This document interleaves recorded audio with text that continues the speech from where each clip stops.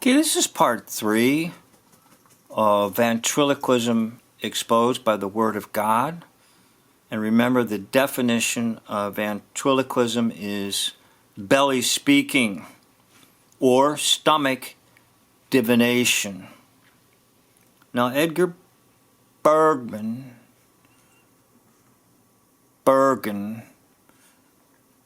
was probably one of the most famous in our time, and maybe one of the most famous ever. He was born in 1903 and died in 1978. And he had certain characters with him. The one was called Charlie McCarthy, which is the most famous one, and that would be this one here. And then he had Mortimer.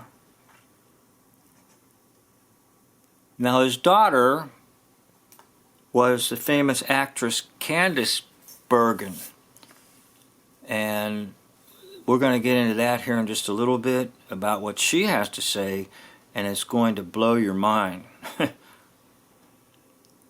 So he will begin his interests, Edgar will begin his interest at about age 7. He gets a pamphlet or a booklet called The Wizard's Manual.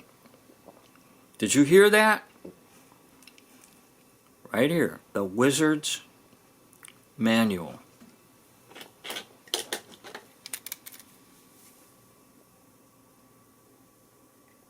The Wizard's Manual.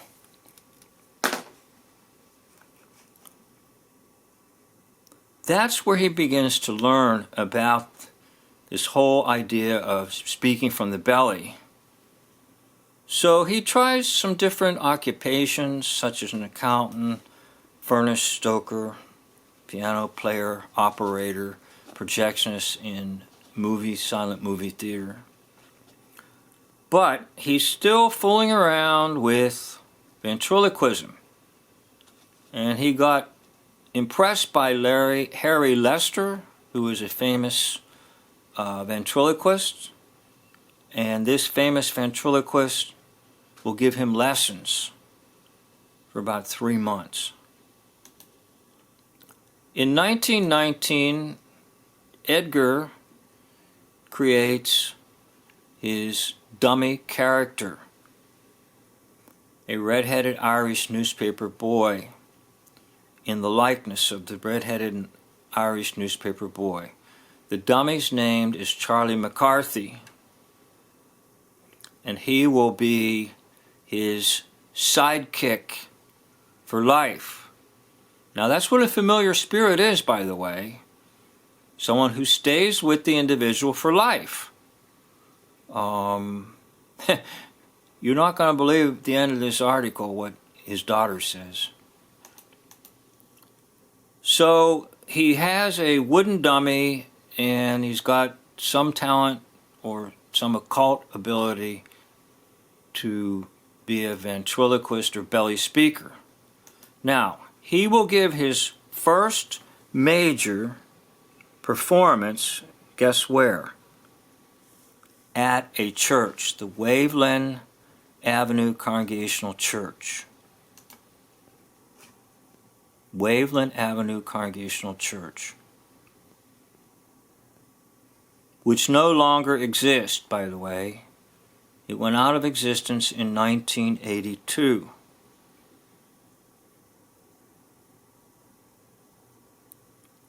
So I'm underscoring that because here it says it permanently closed, 1982, right there. Now I'm underscoring this because I was at a church that invited a ventriloquist to come. So I know that there is a relationship between these occult performing arts and churches. Now, many of them are naive about it, okay? I was a little bit reserve about it when the church invited a ventriloquist, but I thought, oh well, this could be fun.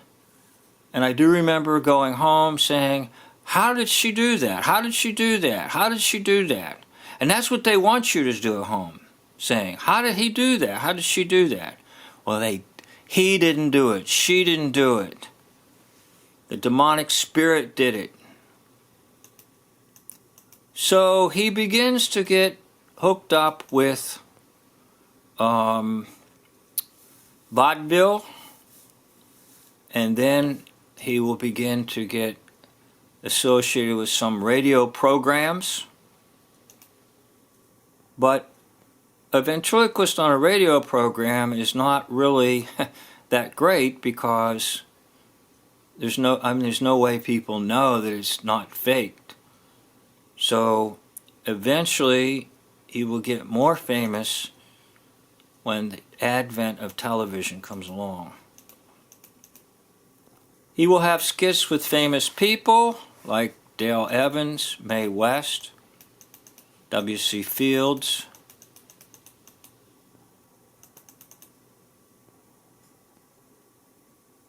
and he was on radio the night of Orson Welles' 1938 War of the Worlds broadcast.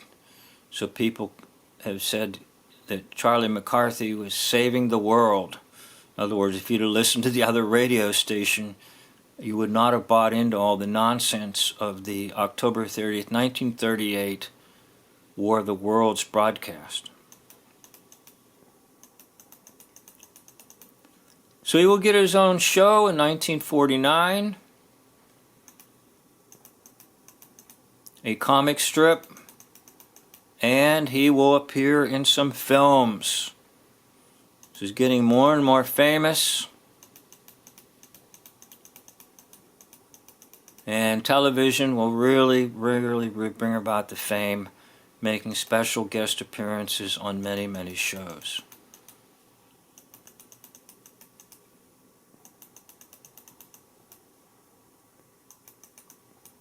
Now, the most interesting thing is about what will happen after he dies.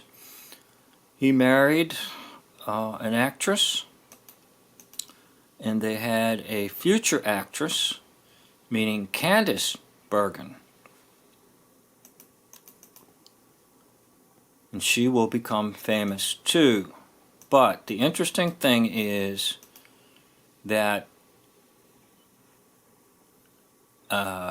Edgar Bergen will, here it is right here, $10,000 to his dummy, Charlie McCarthy, but nothing to his daughter, Candice. You can read it right here. And she says in her biography, "I'd chased my father's approval all my life, and here was proof I'd never get it." The actress wrote, "I was shocked when I discovered he had left me out of his will." She further explained that her father had provided his inheritance for the dummy so that the funds could be managed, invested, and reinvested to provide for his future performances. Now, this is pretty weird if you're thinking unnatural. She said her father wrote in his will, "I made this provision for sentimental reasons, which to me are vital to the association with Charlie McCarthy, who has been my constant companion, and who has taken on the character of a real person, from whom I have never been separated even for a day." Now, did you hear that? That's the definition of a familiar spirit, functioning through an inanimate object. Throughout the book, she suggested that her father seemed to have a strong kinship with Charlie than her. The dummy dominated her childhood, she explained, and even had his own bedroom. Those were unique circumstances to grow up in. Sometimes I have to give myself credit for being a functional human being. I knew my father loved me, but his Swedish reserve, it wasn't in his nature to tell me. All right, so What am I trying to say? I'm trying to say over and over again that it was a familiar spirit that empowered the ventriloquist, in this case Edgar Bergen, and his dummy, Charlie McCarthy. And it was so familiar, so dear to him that you just heard it read. He left in his will $10,000 for the dummy and nothing for his daughter. And you heard the daughter testify that he was completely associated with this dummy and that even had a special bedroom for the dummy. Well, let us not be a dummy and let us realize that the invisible world wants to enter the visible world. And when churches invite magicians, when churches invite rock bands, and when churches invite ventriloquists, they're inviting this sort of thing. And then the church will no longer be the church. It's a place of entertainment. And Charlie McCarthy made his first appearance in that church. Imagine that. Here's where the fame started for ventriloquists. Right there in Chicago. May God cleanse the churches as Jesus cleansed the temple of anything that is unclean and impure. Thank you for watching this video. I could do a part 4, but I'm not sure people will continue to watch. End of video.